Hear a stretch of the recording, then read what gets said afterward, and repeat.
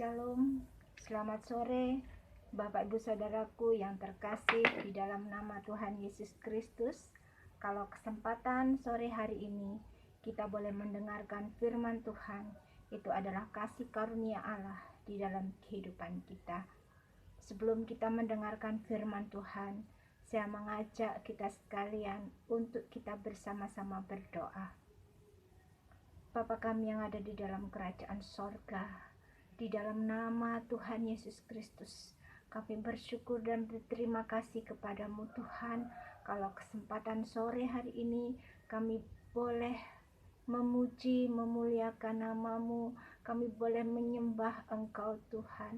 Kalau sebentar Tuhan, kami akan mendengarkan firman-Mu Tuhan.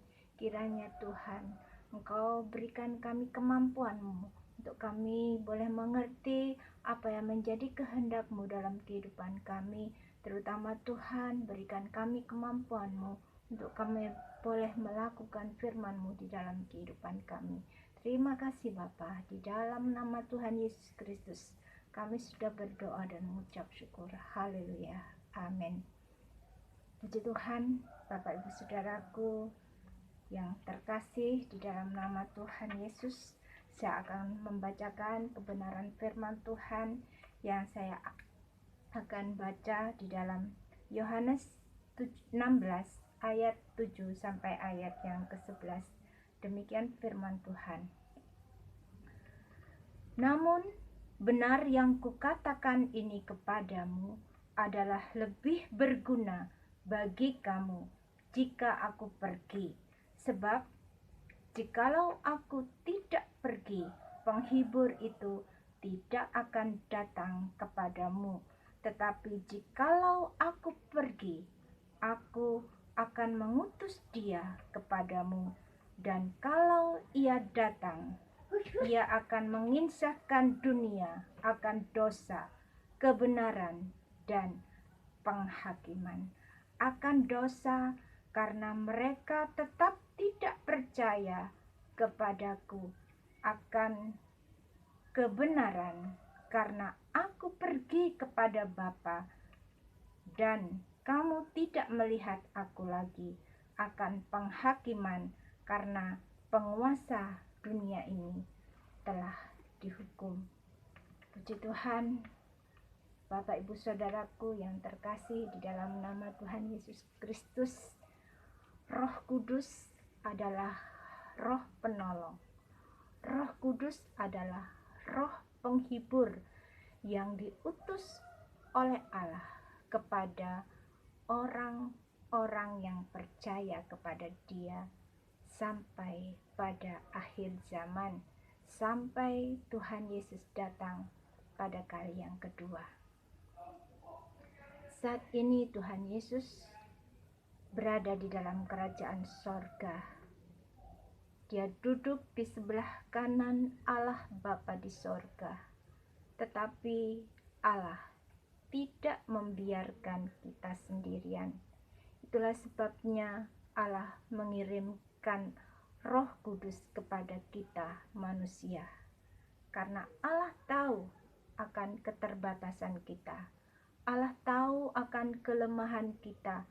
Allah tahu akan kebimbangan kita, akan ketakutan kita, dan kecenderungan kita untuk berbuat dosa.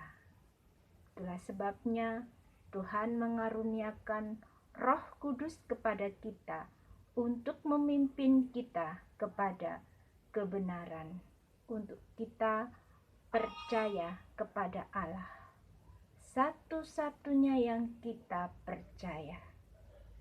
Puji Tuhan, dari kebenaran firman Tuhan ini kita yakin dan percaya bahwa Allah tidak akan membiarkan kita sendirian. Allah tidak akan membiarkan kita sebagai yatim piatu di dalam dunia ini. Tetapi keberadaan kita itu sudah di-cover oleh Allah. Keberadaan kita di dalam dunia ini dilindungi oleh Allah. Itulah sebabnya ketika kita berbuat dosa, Roh Kudus mengingatkan kita akan dosa-dosa yang sudah kita lakukan, dan Roh Kudus akan menginsafkan kita akan dosa kita. Dan ketika kita meminta pengampunan yang daripada Allah, Tuhan akan mengampuni dosa-dosa dan kesalahan kita.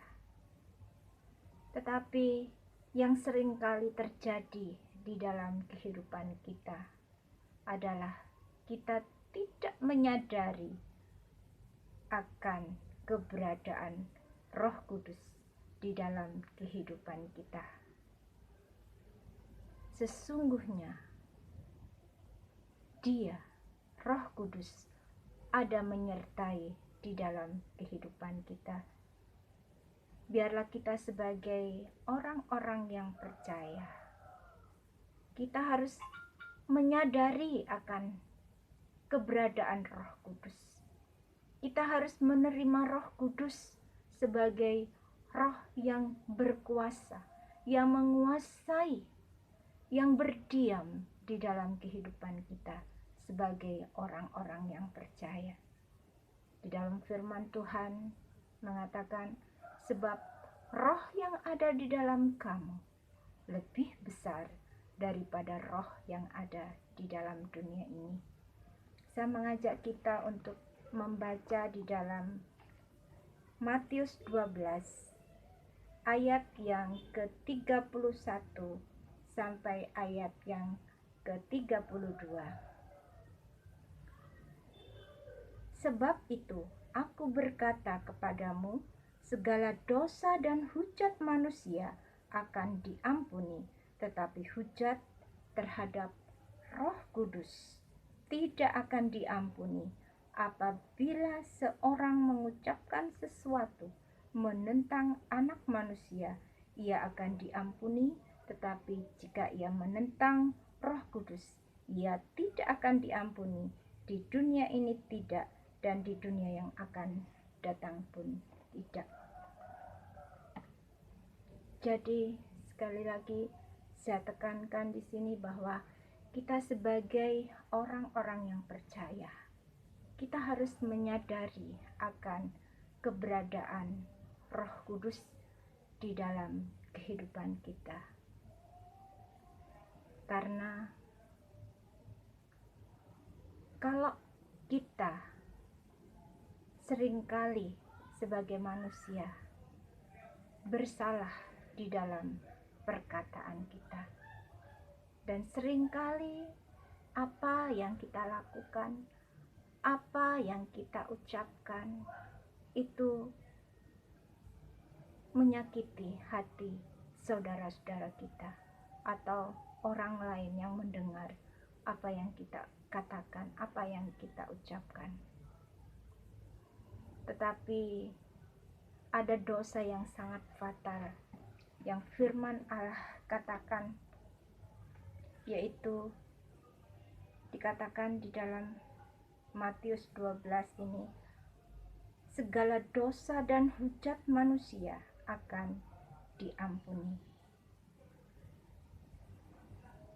tetapi hujat terhadap Roh Kudus tidak akan diampuni. Apabila seorang mengucapkan sesuatu menentang Anak Manusia, ia akan diampuni, tetapi jika ia menentang Roh Kudus, ia tidak akan diampuni, di dunia ini tidak, dan di dunia yang akan datang pun tidak. Jadi dosa yang sangat fatal yaitu apabila kita menentang Roh Kudus, apabila kita menghujat Roh Kudus, apabila kita tidak mempercayai Roh Kudus di dalam kehidupan kita. Itu adalah dosa yang tidak mendapatkan pengampunan baik di dunia ini maupun di dunia yang akan datang. Tapi kiranya Tuhan sendiri yang memampukan kita untuk mengerti, untuk kita menyadari akan keberadaan Roh Kudus, untuk kita menghargai apa yang Tuhan sudah berikan di dalam kehidupan kita. Roh Kudus diutus kepada kita sekalian supaya kita kuat, supaya kita mampu menghadapi kehidupan ini, menghadapi kehidupan yang penuh dengan tantangan, cobaan, yang segala sesuatu yang boleh terjadi di dalam kehidupan kita. Terlebih pada akhir zaman ini, ada begitu banyak kejadian yang sangat menakutkan dan mengejutkan manusia. Kalau kita bisa melihat bagaimana ketika kita diperhadapkan oleh virus corona, banyak orang yang menjadi takut, banyak orang yang menjadi sengsara, menderita, baik kelaparan, sakit penyakit, dan lain sebagainya. Terlebih di saat atau di tengah pandemi ini terjadi juga gempa bumi, terjadi tsunami, dan pada akhir-akhir ini kita juga dikejutkan oleh deru dan gelora laut yang begitu dahsyat. Dan nantinya kita manusia akan digoncangkan, yaitu dikejutkan oleh terjadinya kuasa-kuasa langit yang akan goncang. Di sini banyak manusia yang meninggal karena ketakutan. Jadi penyakit yang mematikan pada akhir zaman adalah penyakit karena ketakutan. Tapi biarlah kita, orang-orang yang percaya kepada Tuhan Yesus, biarlah fokus kita bukan pada kejadian-kejadian yang mengejutkan, bukan karena virus atau penyakit yang mematikan yang boleh terjadi di dalam dunia ini, tetapi fokus kita, pandangan kita hendaknya tertuju kepada Allah. Karena kalau kita senantiasa memusatkan perhatian kita kepada Allah, maka kita akan bisa tenang di dalam kehidupan kita, menghadapi apapun gelora, ancaman, cobaan yang boleh terjadi di dalam kehidupan kita. Kalau kita boleh fokus menaruh perhatian kita kepada Allah, kita akan menjadi tenang. Karena hanya dekat Allah saja kita tenang, hanya dekat Allah saja kita akan mendapatkan perlindungan yang aman, perlindungan yang tidak bisa kita dapatkan di dalam dunia ini. Tuhan Yesus, sekalipun dia sudah berada di dalam kerajaan sorga, tetapi dia tetap mendoakan kita. Karena tidak ada seorang pun dari kita yang binasa selain mereka yang sudah ditetapkan untuk binasa, yaitu mereka yang namanya tidak tertulis di dalam kitab kehidupan. Jadi biarlah setiap kita, nama kita ada tertulis, ada tercatat di dalam kitab kehidupan Allah. Berbahagialah setiap kita yang mau percaya dan mengenal Tuhan Yesus Kristus sebagai Tuhan dan Juru Selamat di dalam kehidupannya. Saya akan membacakan di dalam Wahyu pasal yang ke-22. Saya membaca dari ayat 12 sampai ayat yang ke-16. Sesungguhnya aku datang segera, dan aku membawa upahku untuk membalaskan kepada setiap orang menurut perbuatannya. Aku adalah Alfa dan Omega, yang pertama dan yang terkemudian, yang awal dan yang akhir. Berbahagialah mereka yang membasuh jubahnya. Mereka akan memperoleh hak atas pohon-pohon kehidupan dan masuk melalui pintu-pintu gerbang ke dalam kota itu. Tetapi anjing-anjing dan tukang-tukang sihir, orang-orang sundal, orang-orang pembunuh, penyembah-penyembah berhala, dan setiap orang yang mencintai dusta dan yang melakukannya tinggal di luar.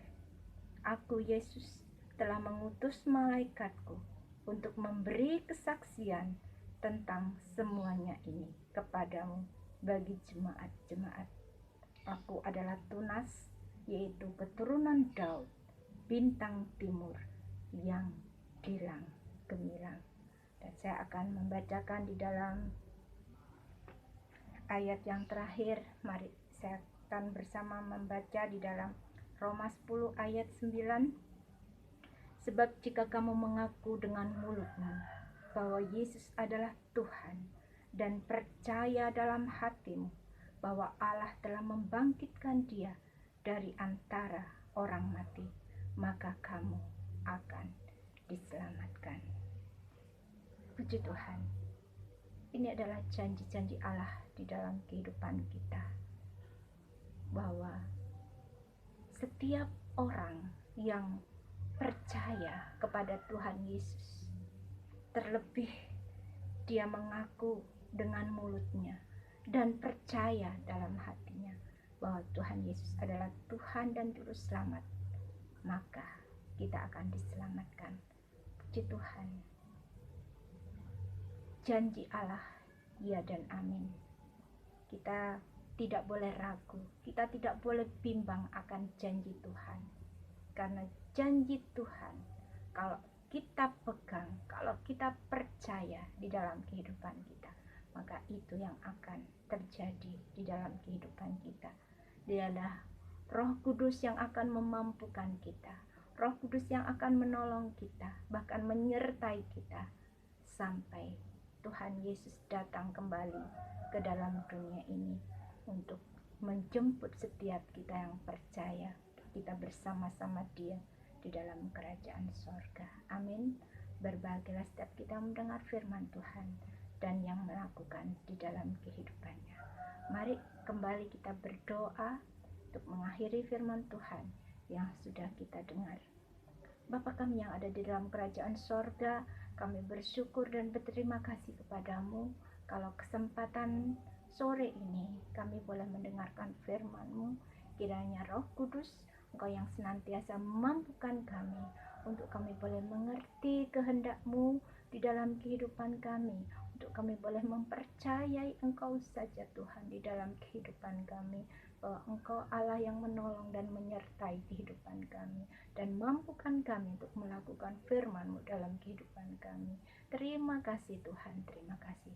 Berkati kami sekaliannya, di dalam nama Tuhan Yesus Kristus kami sudah berdoa dan mengucap syukur. Haleluya, amin. Puji Tuhan, Bapak Ibu Saudaraku, sampai kita berjumpa lagi pada kesempatan yang berikutnya. Puji Tuhan, Tuhan Yesus memberkati kita sekalian. Amin.